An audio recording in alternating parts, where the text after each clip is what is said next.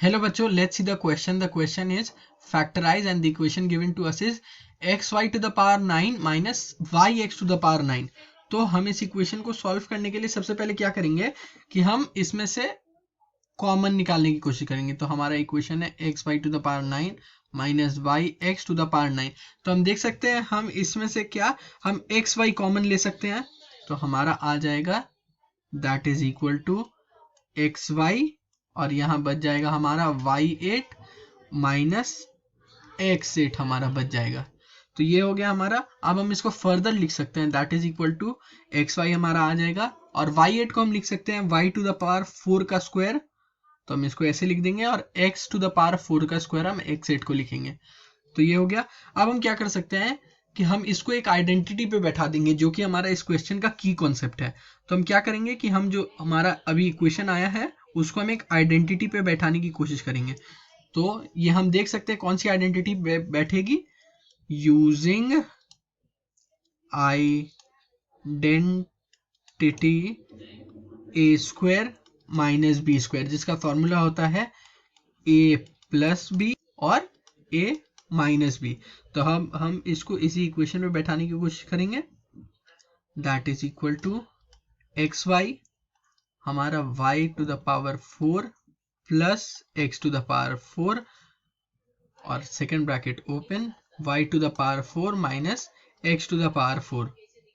अब हम फिर से ये जो y टू द पावर 4 और x टू द पावर 4 है इसको फिर फर्दर सिंप्लीफाई करेंगे ताकि फिर से हम उसमें भी एक आइडेंटिटी यूज कर सकें. That is equal to x y y to the power 4 plus x to the power 4 और यहाँ हमारा आ जाएगा y square to the power 2 minus x square to the power 2. अब हम क्या कर सकते हैं फिर से हम इसमें ए स्क्वायर माइनस बी स्क्वायर वाली आइडेंटिटी को यूज कर सकते हैं. तो हम यहाँ पे क्या करेंगे हम फिर से लिखेंगे using identity square minus b square जिसका फॉर्मूला होता है a plus b a minus b. तो यहाँ आ जाएगा that is equal to x y y to the power 4 plus x to the power 4 और यहाँ हमारा आ जाएगा y square plus x square एक बार और दूसरे बार आएगा y square minus x square. तो हम यहाँ लिखेंगे फिर से अब that is equal to x y y to the power 4 plus x to the power 4 यहाँ आ जाएगा हमारा y square plus x square और हम a square minus b square को हम फिर से यहाँ आइडेंटिटी यूज करेंगे that is a plus minus b. यहाँ हम ब्रैकेट में लिख देंगे ए स्क्वायर माइनस स्क्वायर. अब हम फिर से लिखेंगे that is equal to x y to the power 4 plus x to the power 4 यहाँ हमारा आएगा y square plus y plus x y. तो हमने इसे यहाँ तक सॉल्व कर लिया. अब हम क्या करेंगे कि हम इसको फर्दर आइडेंटिटी में बैठाने के लिए हम इसको लिख सकते हैं that is equal y to the power 4 plus x to the power हमने ऐसे लिख दिया है और यहाँ पे हम लिखेंगे फिर से x square plus y square. यहाँ हम लिखेंगे x प्लस वाई और हम पहले यहाँ माइनस 1 ले आएंगे. क्यों? क्योंकि हम y माइनस एक्स को करने जा रहे हैं x माइनस वाई.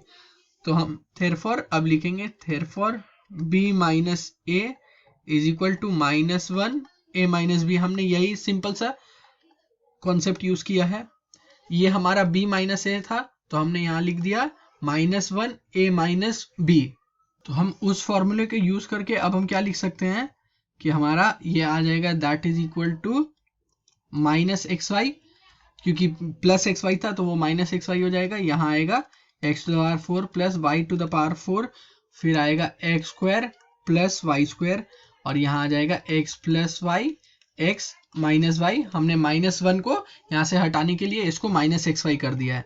तो ये इक्वेशन हो गया हमारा पूरी तरह से factorise. This is the final answer. Hope you understood it well. Best of luck. Thank you.